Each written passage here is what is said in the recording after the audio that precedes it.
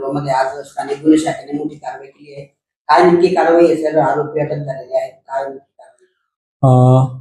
आज पहाटे 10 जुलैला पहाटे 2:30 वाजेच्या सुमारास LCBला एक गुप्त बातमी मिळाली होती की जे आपलं GS ग्राउंड आहे तिथं काही मुलं MD विक्रीसाठी येत आहेत म्हणून. तर त्यानंतर मग आपण सापळा रचला. सापळ्यामध्ये आपल्याला 3 जण मिळून आले. एक आंध्राचा फायदा घेऊन पळून गेला. 2 जणांची जी अंगझडती आहे ते घेतल्यानंतर 56 ग्राम MD मिळालेला आहे आणि आपण 56 ग्राम MD आणि एक मोटरसायकल असा 3,06,540 रुपयाचा मुद्देमाल जप्त केलेला आहे. आणि जे आरोपी अटक केलेले आहेत त्यांचं नाव आहे जयेश तायडे आणि दुसरा हितेंद्र परदेशी आणि एक आरोपी आहे भैया सोनवणे राहणार कंचननगर, हा फरार आहे. त्याचा आपण शोध घेत आहोत. सर आरोपींची पार्श्वभूमी काय असेल नेमकी? यापूर्वी पण असे काही गुन्हे त्यांच्यावर दाखल आहेत? गुन्हे दाखल आहेत पण NDPS विषयक नाही आहेत. हा त्यांचा NDPSचा गांजाचा किंवा ड्रग्सचा असा पहिला गुन्हा आहे. सर कुठून आणला, काय आणला, त्याचा काही माहिती आली का? नाही, त्याचा तपास चालू आहे.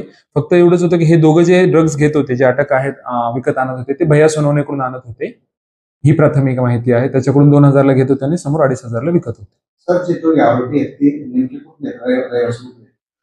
जयेश तायडे हा हरिओम नगर मोहन टॉकीज जवळ राहणार आहे जळगावचा आणि दुसरा हितेंद्र जो परदेशी आहे तो कांचननगर जळगावचा राहणार आहे. जवळपास किती रुपयाची जी 56 ग्रॅम आहे किती 56 ग्रामची जी किंमत आहे ती लावली आहे 2,81,540 रुपये. त्यांचं रॅकेट कसं असायचं? कुठं विकणार होते?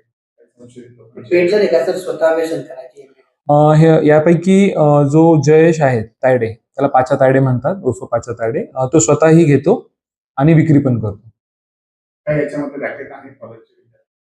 त्याचा तपास चालू आहे. आज पहिलाच दिवस आहे. आता आज आपण PC साठी जात आहोत पोलीस कस्टडीवर. गुन्हा दाखल झालेला आहे. CR नंबर 217/2026 NDPS ऍक्ट आणि जिल्हा पेठ पोलीस स्टेशनला रजिस्टर्ड आहे हा गुन्हा. सदरची कारवाई ही जळगाव जिल्ह्याचे माननीय पोलीस अधीक्षक श्री श्रीकांत धिवरे यांच्या मार्गदर्शनाखाली करण्यात आलेली आहे. यामध्ये LCBचे अधिकारी, अंमलदार आणि जिल्हा पेठचे अधिकारी, अंमलदार अशा सगळ्यांचा सहभाग आहे.